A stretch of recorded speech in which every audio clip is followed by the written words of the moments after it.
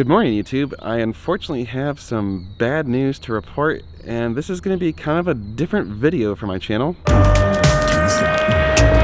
are you recording all of the nefarious activities? If you're new to the channel, my name is Dan, and normally I am doing videos all about the supercar ownership experience, and arguably this is about the supercar ownership experience. It's about the buying and selling experience and what can go wrong, and unfortunately in this case, very, very wrong. So a few videos back I did a video about how one of my viewers had a really poor experience with a dealership and things went really badly. Another viewer of mine reached out to me and had a much, much worse experience, and it's so bad that I can't really explain it very well, and so I asked him if he would be willing to do an interview, and so we did like a Zoom call and he explained the whole situation. So I'm just gonna let him explain it, and this needs to serve as a huge buyer beware, or even seller beware in this particular case. Let's show you exactly what he's got to say about it and then talk about it afterwards. This is Shane, and Shane has a hell of a story, and I could not tell the story and give it justice because it's too complex. So you have all the details, and I felt it was only right and fair for you to tell the story. I'm just going to kind of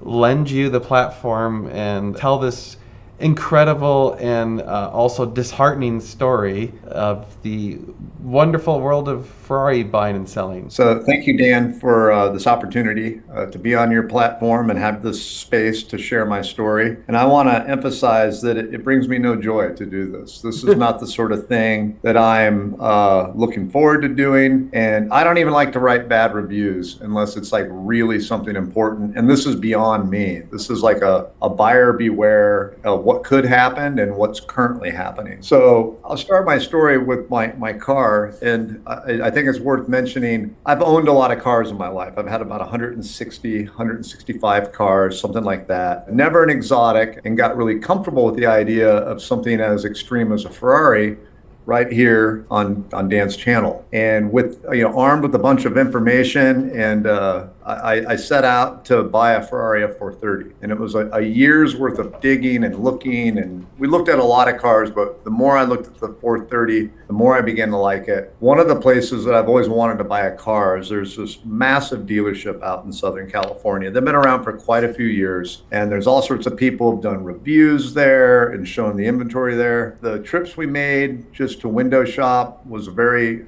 awesome experience. Wonderful people, wonderful crew. So I really was hoping that they would eventually have a car on the floor that would be what I wanted. We actually saw online one day that they had this 2008 yellow Ferrari F430 with gray interior. It's my unicorn. And so we went down and we bought the car. When I went to buy the car, I knew that it was important to get a PPI. I've heard Dan say it, and I've heard a lot of other people across all platforms say, get that PPI. But I was assured that this outfit, PPI is everything. Mm-hmm. And that any problems with that car, they're going to make me feel really good about it. And I read it on their website. We got a little hesitant, but we got the right deal. We got the right price. And I thought, you know what? Let's just do it. Absolutely the happiest day of my life. I grew up a foster kid, not a lot of money, high school dropout. I got adopted. And so this was one of these things for me to go over to my parents' house that adopted me and show them that I succeeded, that I acquired my dream car was a big deal to me. I say that because my heart is in this car. There was a passion about this and sort of like a culmination of a life quest. Day 2 of owning that car, after showing it to my mom and all the teary-eyed stuff, it was time for fun to show it off with the buddies. And I gave it a good crank. I put it in race mode and just hit it, and the throttle body stuck wide open. Could not slow the car down, freaking out. Had to slam the brakes on and just hold the car back until the clutch went and I could gain my senses and get the car shut off. To my delight, the dealership completely took care of the problem. You don't have anything to worry about. White glove service. They had a specialty car hauler come in. They took my baby away, and it took a couple months, but they ended up putting a new clutch and just a new throwout bearing. Quite a bit of work. Excited to get the car back, albeit frustrated. I get the car back 3 days later. It's running like a turd. It's misfiring. It won't go into reverse. The transmission isn't learned correctly. This is a back and forth for another 6 weeks. I'm growing frustrated, but I haven't given up because they are doing above and beyond to really make true on their word. I shouldn't say above and beyond, they're holding to their statement. So we went through this for a year with the car, and I finally sent it out for a PPI, actually at a Ferrari dealership, and they told me there's no way this car had a PPI. The front sway bar is hanging on by one bolt. Haven't you heard that rattling underneath the car? I was like, I did, but I've never owned an F430, so I just thought it was one of those sounds they make. And they're like, no, you've got cracked headers. And I pull the car back, and we kind of get into a little bit of a dispute with the service department and the dealership, but they pop for a set of Fab Speed headers. They do another major overhaul on it, but it's still not running right. Having another problem where it's shutting off, and it's just little gremlins keep popping up. So I take it to an independent Ferrari dealer, not dealer, but a mechanic. And he gives me sort of some really bad news. Said, your transmission needs to come out. That noise you're hearing is a problem in the transmission. It's stalling or shutting off because the car is protecting itself. At least one gear or more rebuilt in that transmission. This car was 16,000 miles on it. Didn't even know that could be a thing. Again, I went back with this report. I went to this dealership. I could see that he wasn't as willing, but at the end of the day, the owner of the dealership said, bring the car. We're going to do whatever it takes to make you happy.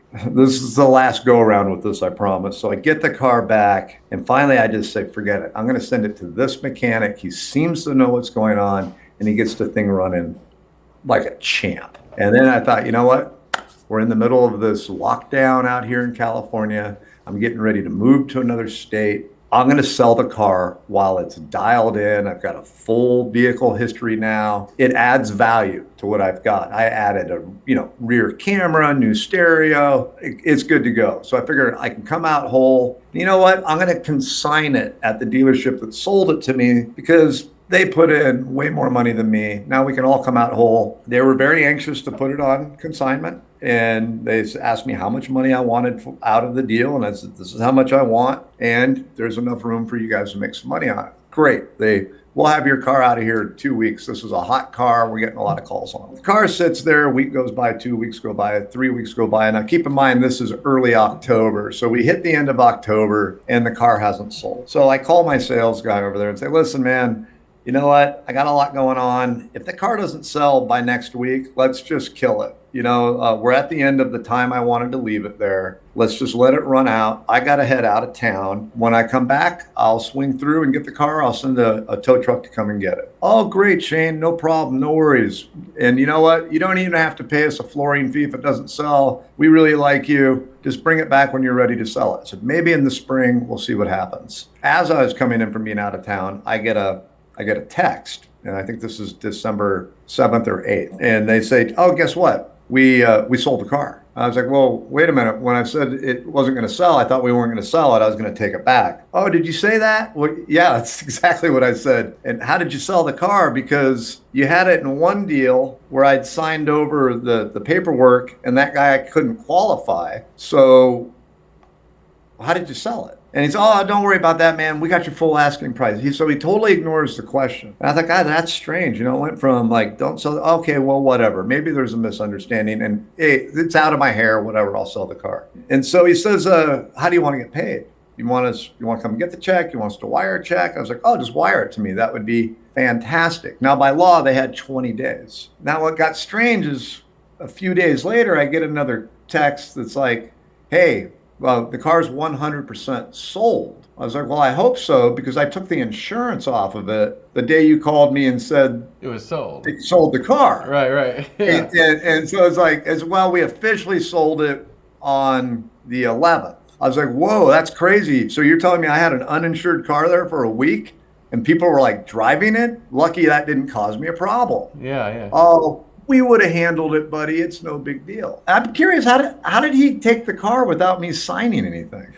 Listen, we'll get the check mailed out. Got a lot going on. I got to go. I wait another 2 weeks, no check.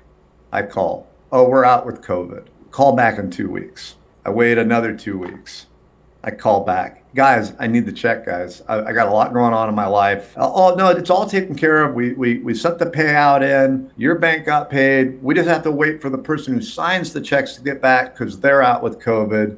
which led to, well, she's back, but the people at your bank who would cut the check, they're out with COVID. And I'm actually believing all this. I think more so because I didn't want to be inconvenienced and I didn't want to doubt this sort of like fantastic operation. And they had a great reputation. So I willfully denied that this could be anything other than true. A little more time goes by, and then my wife comes in one day and she says, hey, they paid the car off, right? I was like, yeah. She's like, that's strange because we just got a notice from the bank that there's a late payment on the car. And so I repeat what I'm being told from the dealership. Oh, don't worry about it. They're good for it. They'll take care of it. Well, a week later, my wife's like, screw that. I'm calling the bank. And this is where the whole thing starts to unravel. The bank says there's never been a payoff on that car. There's no incoming payoff. There hasn't even been an inquiry from the dealer that you're saying had the car. I'm like, wait a minute. Like, how's that possible? Shane, it's your car. We were going to call you sooner, but you're a good customer. You've always paid. So we just figured you were out of town or, with COVID, we just weren't bugging anybody. I was like, so what happens now? They're like, well, you're fully responsible for the car. Yeah. Like, we have a contract with you. If he sold it to somebody else, that's between you and him. I said, well, technically, he shouldn't have sold the car at all because it was outside of our consignment agreement. And banks, they don't want to get involved in that. They're like, call him, see if you can straighten it out. But you either need to have that car back in your possession or you need to satisfy the note, which was kind of alarming because it's a large sum of money. And the trick with supercars is you use the bank's money, especially while money's cheap. So I had no intention of taking my money that's working for me and putting it towards a car note that I no longer have. At this point, that bank's fraud investigator calls me and says, listen, we need to get the note satisfied. So I put pressure on the dealership. And so I call over to CNC. And at this point, I'm a little less playful and friendly, but still respecting them and supposing that it's a bad mistake. I'm not thinking that anything malicious is going on here. It's just confusion because of lack of staff. I'm kind of justifying everything on their behalf because I don't want it to be as big of a deal as my gut is telling me it's about to be. They hear from my bank, they hear from me. And the minute my bank got a hold of the dealership cuts a check. And my bank wanted the check so bad, they had a representative drive to the dealership and get the check, right? And then apparently we heard that there's a couple other situations like that with some other people whose names I'm not going to mention because I don't know the outcome of it, but I wasn't the only one was what I was being told. So the check comes in. Now what I'm thinking is, well, I'm never going to get my equity check, but at least I have the note paid off and I can fight for the equity check. Kind of just accepted it as I'm just going to, when they pay it back, they pay it back, but the responsibility is off my shoulders. The following morning, I get an email from the fraud detective and my agent with my lender who says, we regret to inform you that the funds that were sent to us have come up as insufficient funds and the check bounced. And my gut fell out. Oh. And so I call them, and now I've got an attorney involved, and now I'm hiring a private investigator because if the check bounced, and the guy who has the car shouldn't have the car, because obviously the dealership never got the money. So why did the car get released? Well, it turns out that the guy who has the car did get a loan on it from another lender. So now we have this nightmare where there's two people that have notes on a car, but only one of them's the legal owner. The new guy can't register the car because I told my bank, don't take another check. This nullifies our agreement. He was outside of the contract when he sold the car. I absolutely am adamant that car is not for sale. I want it back. I didn't want to deal with one more promise, one more stall, because now we're in like late January. Early February. This thing is dragging out. I need this thing off my mind and out of my life or back with me. One way or the other, I need this transaction over with. All I heard from the dealers, well, you've got to understand that I've lost money. You've got to understand that people are attacking me and smearing my name. I just need more time. My attitude was, more time? We're talking about a 6-figure transaction. This isn't something that I'm just going to give you time on. You had 20 days. We're into 3 months now. You're making me uncomfortable. You're upsetting me. We don't want to do that. Come on down here. We'll cut you a check. So sorry. I get down there. Oh man, we can't cut the check today. It's an 80-mile drive for me to go there. I'm growing increasingly more frustrated. And at this point, I'm asking my attorney what I can do. And he says, well, the best thing you can do is prove that the car could never have been sold. But it doesn't mean anything if the car's not in your possession. You are in a very difficult situation here. He is a bona fide buyer. He did nothing wrong. He being the guy who had my car. He's under the impression he bought that car and he acquired a note for it and he put a massive down payment on it. So he's not going to give the car back until the dealership pays his note off, but he wants to get paid for the inconvenience and needs his down payment back. Yeah. So we're both now trying to get the same thing. The only thing in my favor is that I have the law on my side and the fact that he's committed a potential felony by bouncing a check to a financial institution. Now, I don't want the bank to go after the money because they're just like, if they get the money, then the other guy gets the car and he just keeps paying the loan. And then you're out. Then I'm out and fighting for my money, which I'm not going to give up. You know, in the game, in the world of gambling, I'm not going to give up position. I'm in a position here, and my holding the title through my bank is my stack. I'm not going to lose this leverage that I've got. If your bank gets paid off, they're going to release the title. Right. So what I had to do is basically tell the bank that they have no authority to let the car go. I'm also now having to make all the back payments and continue current with the payments and keep it insured and hope that the guy who's got it isn't driving it because it's not registered to him. He can't insure it. He's got no title for it. So he's got a car in his garage that he wants to hang on to and eventually drive, but he's not going to give up because it's his collateral. I've got a title for that car that I'm not going to give up because I need the car back. And this has been where the process has been. But I can tell you this has been sort of the mode of operation over there. Sympathetic calls and pleading to understand and realize that he's a good guy, the owner of the dealership, and everything's just a little behind, and they're going through all these things, trying to bring in investors and trying to do this and trying to do that. But it was getting more and more, as I would describe, in my opinion, narcissistic and sociopathic. It was all about him. He's not hearing that there are other buyers out here. We want our cars back. This is not a small deal, but all he wants to talk about is how many millions upon millions of dollars he's lost in COVID. My heart breaks for the guy, but it doesn't mean you get to screw around with over $100,000 of my money or anybody's money. But I just need this damn thing taken care of. And I didn't know how to go about it. And I didn't want to just trash the guy. That's why I'm trying to be as polite about this as I can. But one, they're still open for business. And it turns out the DMV's got an investigation against them. I know that for a fact. If you go to CaliforniaDMV.org and just type in, or just go to Google and type in CNC Motor Complaints, the DMV's investigator has opened a .com. That's being headed by the DMV. And last we were told, I have no way to confirm this, but from what I've heard from an investigator I spoke to, was that there's 40 open cases of people either trying to acquire their titles, trying to get their money, or trying to get their car back. I was on Reddit today. I was on Ferrari Chat today.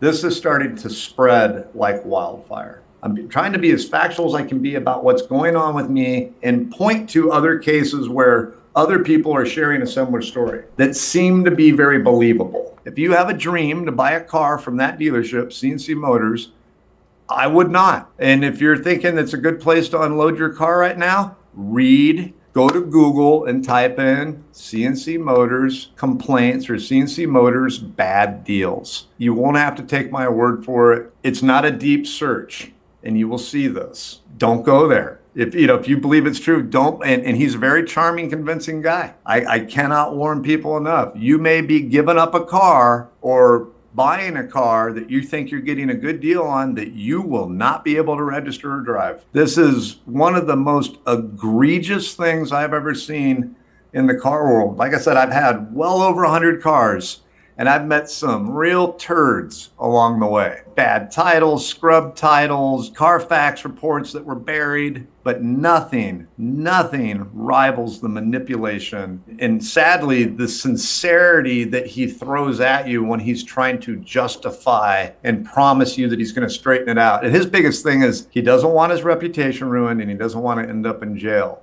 I would like to see that his biggest concern is to make right with the people he's screwed. And at the very least, why don't you tell us what happened? It's not 1, 2, 3, 4, 5. It is a laundry list of people looking for pink slips in cars. Why aren't you out there addressing the public and letting them know what's going on? ZFFEW58A680164655. And it's got a really shitty clear bra on it. That's another real identifier. It's like the worst clear bra I've ever seen on a Ferrari. It looks like somebody like just did it in their driveway. That was probably me. I don't have a journalism degree, so I'm not held to any sort of journalistic ethics standards or whatever.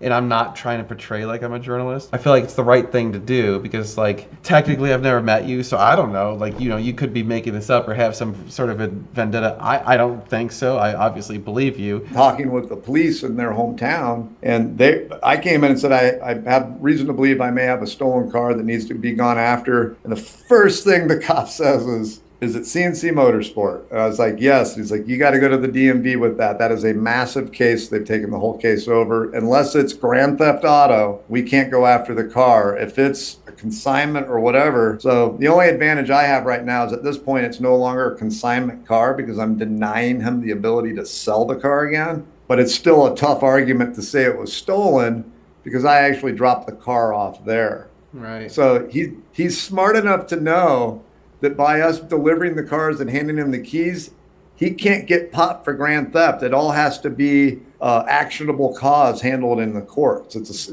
He's smart. He knows these are civil matters and he's got time. That's my opinion. That's my opinion. I don't want to clearly state anything without knowing. Yeah. All right, so you can see this is a really, really messed up and crazy situation, and I'm not even sure how to go about it from any perspective, from a legal perspective, from liability. I don't know. This is a crazy, crazy story. Also, real quick, you're probably wondering why I'm standing in front of my truck. Well, I'm in Phoenix right now visiting my parents, so that's why we're not in my garage. I was hoping to have this story wait until I got back from Phoenix, but unfortunately the story started to break. People started to find out about this, so I felt the urge to get this story out while it was relevant because I'm hoping that this could serve as a helpful video for people who are involved and possibly for people who were going to get involved. I don't know that I can speculate a whole lot on the situation. I can tell you I have been digging in to try and find out if this is really going on, and it looks like it is. So everything that I've seen, all the data suggests this is really happening. This is very bad. Also, I am working to try and get an interview with the owners of CNC so that they can tell their side of the story, because I feel like it's not fair to just blast them and say all this stuff and then not have them try and explain it. So if I can get that to happen, that video will be out very soon, so please stay tuned to that. It's kind of an evolving situation, so I'm sure I'm going to have some follow-ups, so feel free to put some comments below and we will discuss this. You guys are amazing. Thank you so much for watching. We have lots of car stuff coming your way. You're going to want to stay tuned. It's going to be sweet.